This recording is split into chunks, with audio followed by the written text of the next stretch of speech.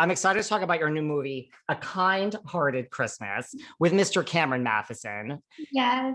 But before we get there, let's take a moment to take a trip back. So here's the thing. When I sat down to prepare for this chat, 1990, 31 years ago. Does that seem, when you started 90210, does that seem like yesterday to you, or does that seem like another lifetime? Who was that girl? Another lifetime. Who was that girl for sure? Yeah. It's, Really? I mean, can you remember 30 years ago where you were, what you were doing? Honey, I can't even remember what I did 3 days ago. So I am the wrong person to ask. It all blends together after a while, right? It does, but thank God I have the show to go back and watch. And then it kind of like reminds me of what life was like in the 90s and when we were working on that show. And it was just like the best time ever. I mean, the iconic Kelly Taylor, the iconic 90210. Like when you first got the job, like was there, because it was Aaron Spelling, like, did you realize, this could be a big deal? Like, was there a buzz around town? No, when it first started, it was just kind of a quiet situation. No one really knew about it. No one knew about Fox then, the network. So it was kind of experimental almost.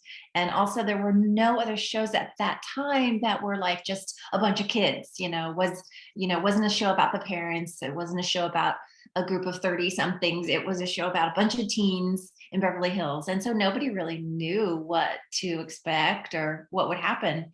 Definitely we didn't know.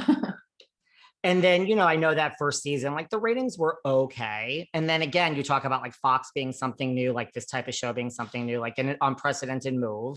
We air Beverly Beach over the summer, and then it just kind of blew up from there.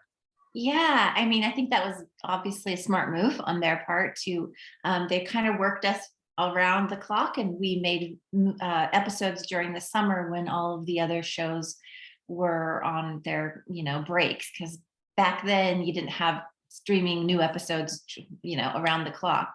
So that was a smart move, and we loved it. We got to shoot at the beach, and we had so much fun, and we didn't care. We were so young and excited to be doing what we were doing that it just worked out for everybody, I guess. I mean, and I know like Jason, like, and Ian, like, have been vocal about, like it was just instant fandom. Like we've all heard the stories about them having to be like smuggled out in like laundry carts. Yeah. What was it like for you? Like, I imagine there were scary times as well of crazy fandom. Yeah, definitely.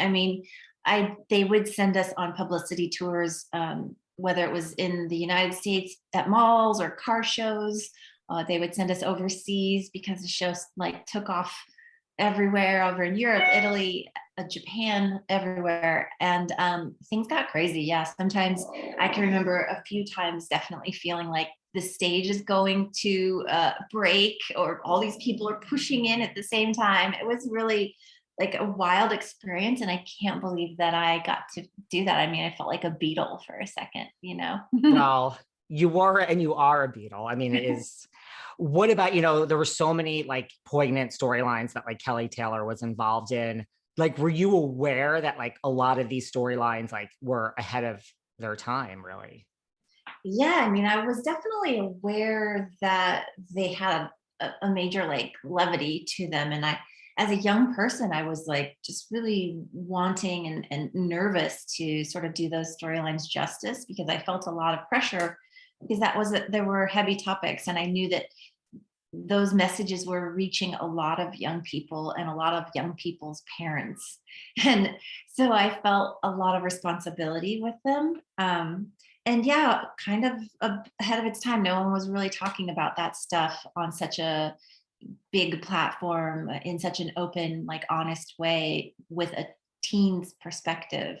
So it was just kind of groundbreaking in that respect, and a great honor to be able to do that. And now as I look back on the episodes, my friend and I are doing a podcast called 90210 OMG, and we have started at the very first episode, the pilot, and we are working our way through the seasons, and we're almost at the end of season 2 now. So as I go back and watch the show for the very first time, because I never saw it when I was doing it, I never was home in time to watch it, but I'm kind of realizing like what a big deal it was, and what an impact it had, and like the risks that it took, and just the voice that it gave young people in that decade. And it was really needed. And I think it just like opened up so many channels for like that kind of programming to come out.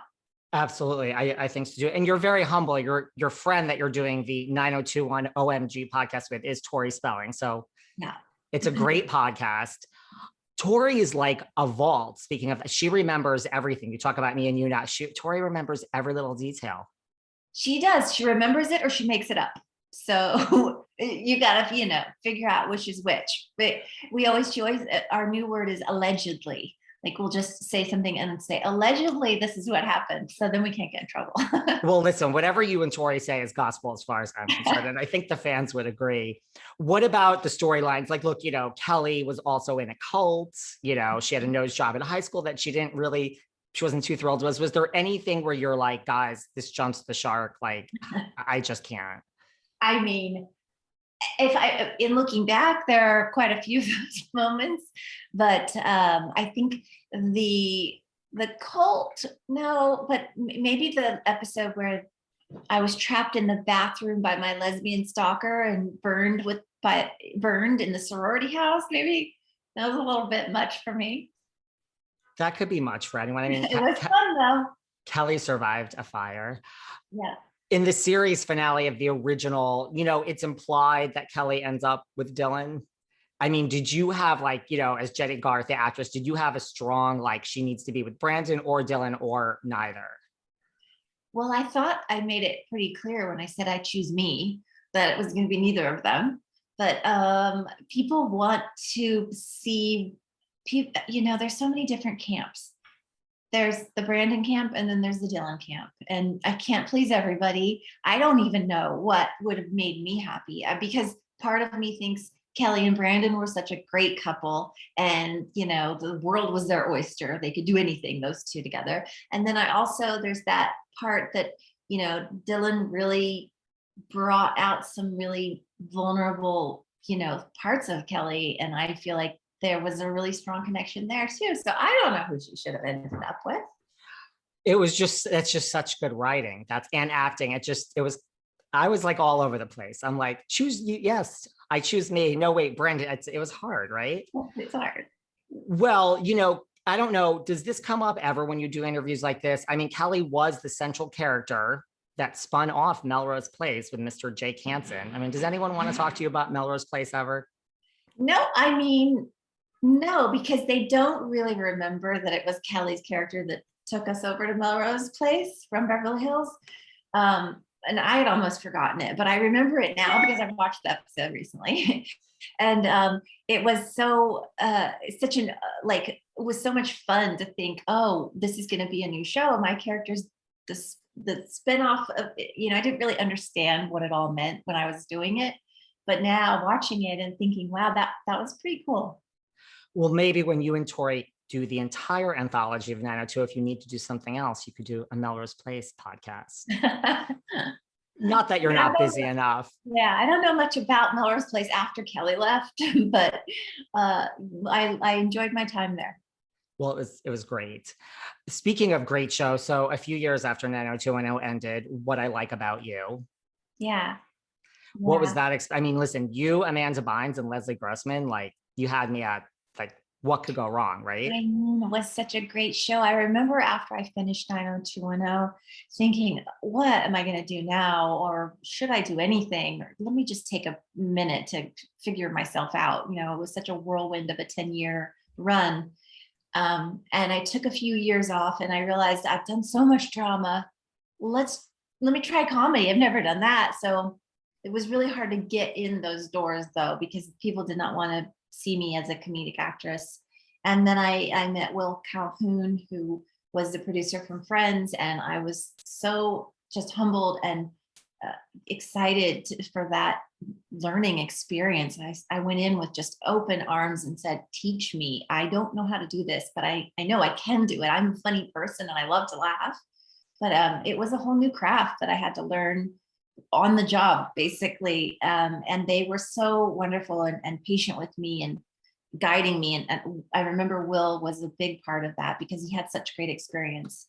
And yeah, working with Amanda, who played my sister on the show, we were like sisters.